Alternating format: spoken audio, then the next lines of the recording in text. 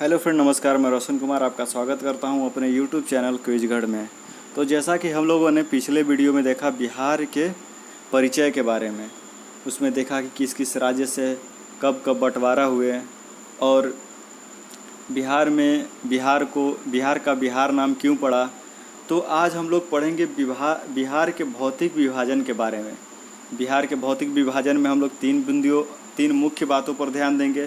पहला है पर्वतीय क्षेत्र, दूसरा है मैदानीय क्षेत्र और तीसरा है पठारीय क्षेत्र।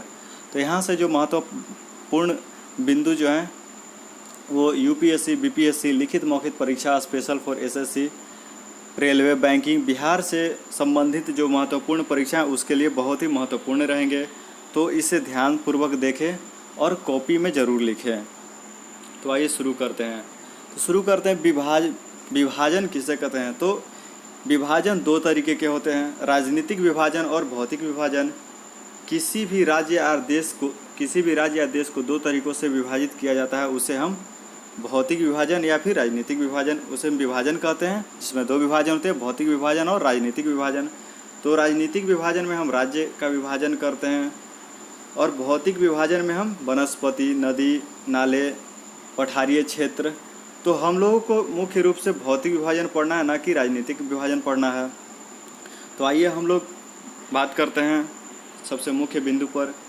तो भारत के नक्शे में जो बिहार है वो यहाँ स्थित है। भारत के नक्शे में बिहार जो है यहाँ स्थित है और ग्लोब पर बिहार की जो अक्षांशीय है वो 24 डिग्री से 27 डिग्री के बीच में है।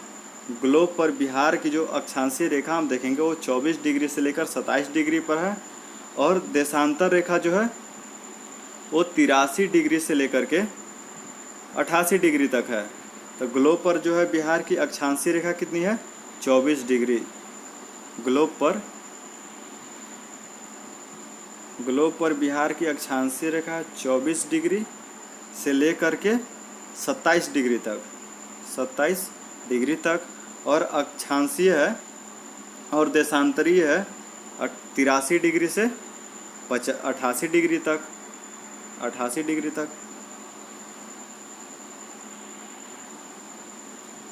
बिहार के बीचों बीच एक नदी गुजरती है जो कि पश्चिम से पूरब की ओर जाती है।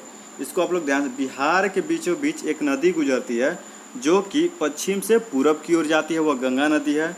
और बिहार को दो भागों में बांटने वाली नदी भी गंगा नदी है। बिहार के बीचों बीच से जो नदी निकलती है वो गंगा नदी है, जो पश्चिम से होकर के पूरब की ओर जाती है और बिहार को ये दो भागों में बांटती है।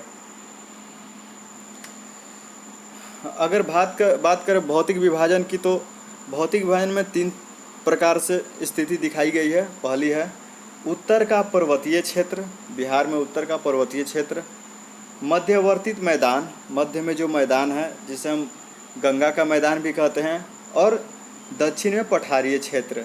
तो सबसे पहले हम पढ़ेंगे पर्वतीय भाग को, पर्वतीय क्षेत्र को। तो पर्वतीय भाग को हम पढ़ेंगे तो इसको तीन भागों में तोड़ा गया है। पहला रामनगर दून, दूसरा सोमेश्वर की पहाड़ी और तीसरा दून घाटी। पर्वतीय भाग को भी तीन भागों में तोड़ा गया है। पहला रामनगर दून, दूसरा सोमेश्वर की पहाड़ी, तीसरा दून घाटी। यहाँ पर्वतीय भाग 932 किलोमीटर स्क्वायर में फैला है। 932 किलोमीटर स्क्वायर में यहाँ फैला हुआ है। यहाँ का जो बिहार का जो पर्वतीय भाग है वो 932 किलोमीटर स्क्वायर में फैला हुआ है। दून क्षेत्र वह क्षेत्र होता है जहाँ छोटी छोटी पहाड़ियाँ होती है, जैसे रामनगर दून, यहाँ छोटे छोटे पहाड़ियाँ होती है। अब देखते हैं सोमेश्वर की पहाड़ी। तो सोमेश्वर की पहाड़ी बिहार के किस क्षेत्र में पाया जाता है? तो यह उत्तरी पश्चिमी भाग में पाया जाता है। यह VVI क्वेश्चन है, इसको लिख ले कि सोमेश्वर की पहाड़ी बिहार के किस क्षेत्र में पाया जाता है? तो यह उत्तरी पश्चिमी भाग में पाया जाता है। अब हम लोग हिमालय की बात करते हैं। तो हिमालय को हम लोग तीन भागों में बांटते हैं, ग्रेट हिमालय, लघु हिमालय, शिवालिक हिमालय। तो जो हिस्सा हमें भारत में नज़र आती है वो शिवालिक की पट्टी, शिवालिक हिमालय जो है वो हमें भारत में नज़र आती है।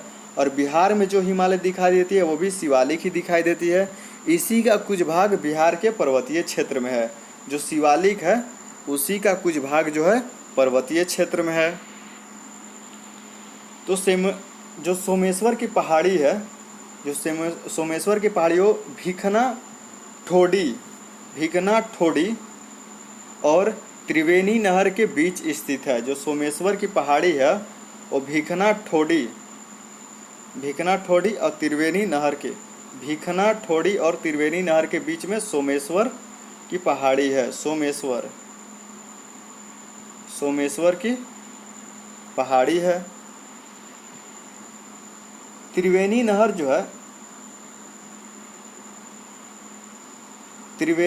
जो है वो गंडक की सहायक नदी है। इसके किनारे सोमेश्वर की पहाड़ी है। सोमेश्वर की पहाड़ी में दो है, एक है भिखना ठोडी और त्रिवेणी नहर। तो मुख्य रूप से यहाँ पर दिया गया है कि त्रिवेणी नहर जो है वो गंडक नदी की सहायक नदी है और इसी के किनारे सोमेश्वर की पहाड़ी है। अब हम लोग आएंगे मैदानी भाग में। तो मैदानी भाग में हमें क्या क्या पढ़ना है।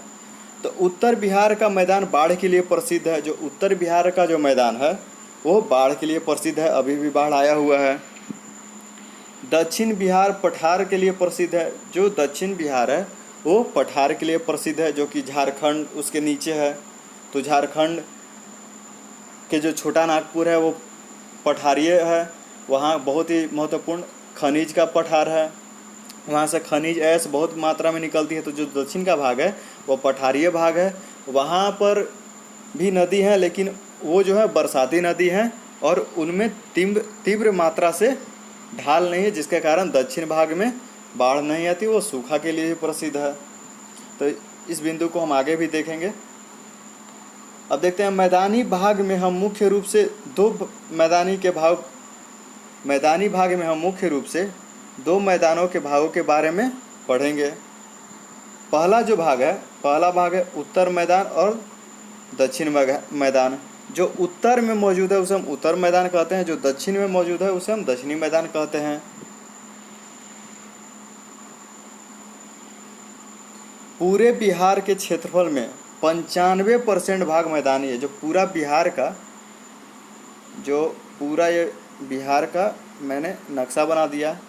ये बीच से जो है गंगा नदी निकलती है। तो ये जितना है भाग ये पूरा मैदानी भाग है। ये 95% भाग मैदानी भाग है। यहाँ पर जो है यहाँ पर्वतीय भाग है और ये जो इलाका है ये इसके नीचे झारखंड है, इसके नीचे झारखंड है और ये जो इलाका है ये पठारीय इलाका है। ये जो इलाका है पठारीय इलाका है। एक बार फिर से देख लीजिए, ये हो गया बिहार और बीच से गंगा नदी निकल गई। यहाँ पर जो है ये पर्वतीय भाग है और ये है ये पठारीय भाग है। ये जो भाग है यह पठारीय भाग है और इसी के नीचे झारखंड है। तो बिहार में पूरे जो क्षेत्रफल हैं वो 95% मैदानी भाग हैं और बिहार को गंगा नदी दो भागों में विभाजित करती है, जैसा कि अभी मैंने फिगर बना करके दिखाया। उत्तरी गंगा और दक्षिणी गंगा। इसे हम उत्तरी गंगा, जो उत्तर दिशा में गंगा है उसे हम उत्तरी गंगा कहते हैं, तो दक्षिण दिशा में गंगा है उसे हम दक्षिण गंगा कहते हैं। तो पर्वतीय क्षेत्र से जब नदी निकलती है तो अपने साथ कुछ और मिट्टी को लेकर के आती है और उस क्षेत्र को हम भाबर क्षेत्र कहते हैं। जो पर्वतीय क्षेत्र से जब नदी निकलती है तो अपने साथ कुछ और अवसाद लेकर के आती है और उस क्षेत्र को हम भाबर क्षेत्र कहते हैं। भाबर क्षेत्र कहते हैं।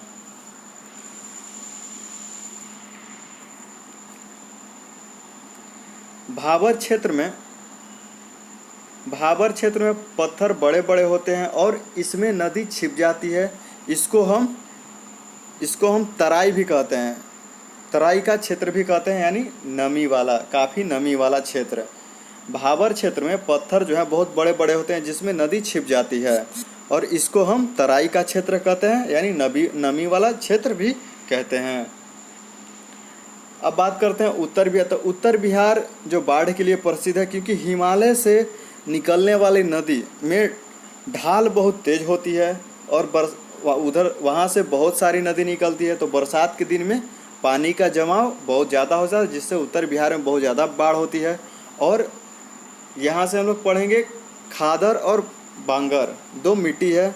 तो उत्तर बिहार में जो है वो खादर नदी है, खादर मिट्टी है, और दक्षिण बिहार में जो है वो बांगर मिट्टी है। तो खादर मिट्टी और बांगर मिट्टी के पीछे दो कारण है।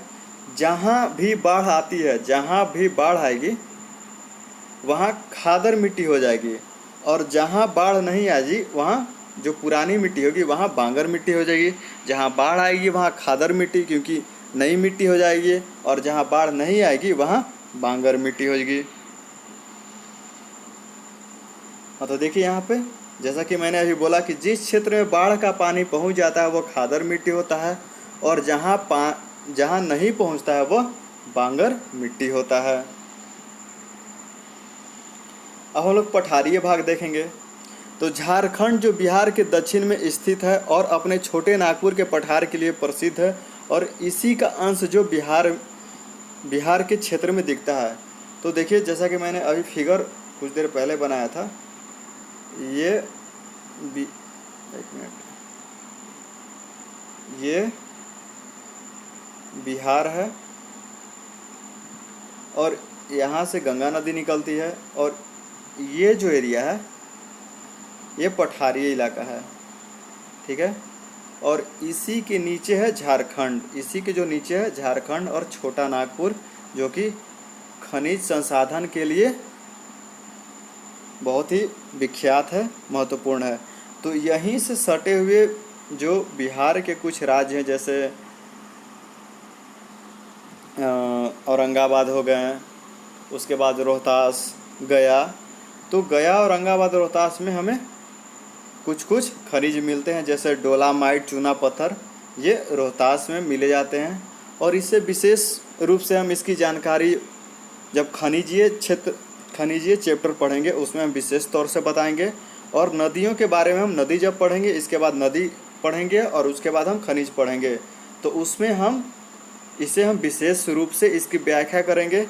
आज के लिए इतना ही। अगर अच्छा लगे तो लाइक करें, कमेंट करें और शेयर करें। जय हिंद, जय भारत।